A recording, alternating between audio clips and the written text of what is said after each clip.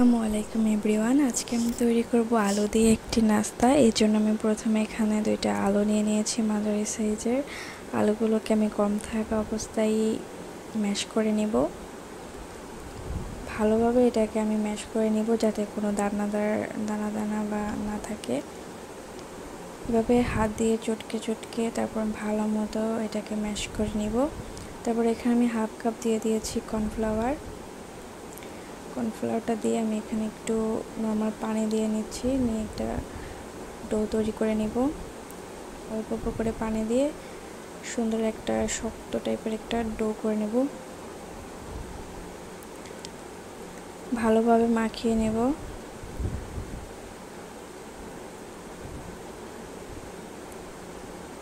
আলুটা এবং কর্নফ্লাওয়ার ভালোভাবে মিক্স করে তারপর আমি ডোটা তৈরি করে নেব।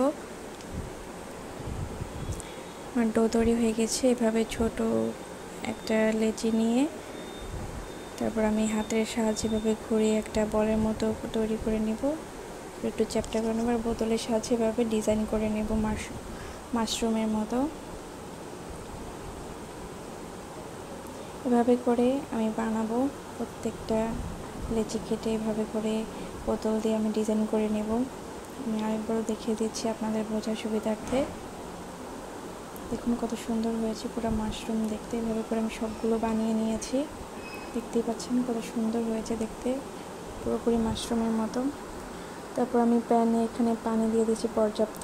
পানিটা বলক আসলে এখানে আমি প্রত্যেকটা মাশরুম দিয়ে দিব। প্রত্যেকটা মাশরুম দিয়ে এটা আমি 5 থেকে 6 মিনিটের মতো সিদ্ধ করে নেব মিডিয়াম আঁচে। আমরা পাস্তা বা নুডলস যেভাবে সিদ্ধ করি ঠিক ওই রকমই সিদ্ধ করে নেব। মাঝে মাঝে একটু নেড়ে দেব।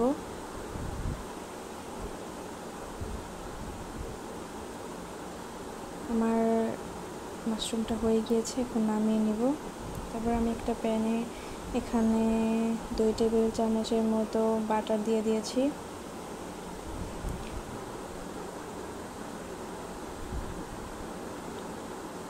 বাটারটা গলে গেলে এখানে আমি দিয়ে দেব রসুন কুচি করে রাখা। 1 টেবিল চামচের মতো রসুন আমি দিয়ে হালকা একটু ভেজে নেব। চুলার আঁচ একদম লোতে থাকবে যাতে রসুনটা পুড়ে না যায়। হালকা করে ভেজে নেব। তারপর এখানে আমি 1 চামচ গুঁড়া মরিচ দিয়ে দেব, দিয়ে আবারও নেড়ে নেব যাতে মরিচের গন্ধটা চলে যায়। তারপর এখানে আমি 1 চামচ সয়া সস দিয়ে দিলাম। তখন পরে 1 চামচ দিয়ে দিলাম চিনি। তারপর দিয়ে দিলাম কাঁচামরিচ কুচি 1 টেবিল চামচ। তারপর অল্প একটু পানি দিয়ে আমি একটু আবার নেড়ে নিলাম। তারপর 1 চামচের মতো দিয়ে দিলাম লেবুর রস, দিয়ে আমি আবারও সবগুলো একসাথে নেড়ে নেব। তারপর 1 টেবিল চামচের মতো আমি দিয়ে দিলাম টমেটো সস। তারপর এখানে আমি আরেকটু বাটার দিয়ে দিয়েছি, দিয়ে সব একটু পানি দিয়ে সব একসাথে একটু নেড়ে নেব কয়েক মিনিটের জন্য মতো। তারপর মাশরুমগুলো দিয়ে দিব, দিয়ে আস্তে আস্তে এগুলো নেড়ে নেব। আলতো হাতে নেড়ে নেব মাশরুমগুলো মাত্র কয়েক মিনিট, 1 মিনিটের মতো আমি এগুলোকে এভাবে একটু নেড়ে চেড়ে রান্না করে নেব। আস্তে আস্তে করতে হবে, নাহলে ভেঙে যেতে পারে। হয়ে গিয়েছে, দেখুন কত সুন্দর হয়েছে দেখতে, পুরাই মাশরুমের মতো হয়েছে। খুবই সুন্দর লাগছে দেখতে এগুলো। খেতেও সুস্বাদু হয়েছে, অনেক টেস্টি হয়েছে। চাইলে আপনারা বাসায় ট্রাই করতে পারেন।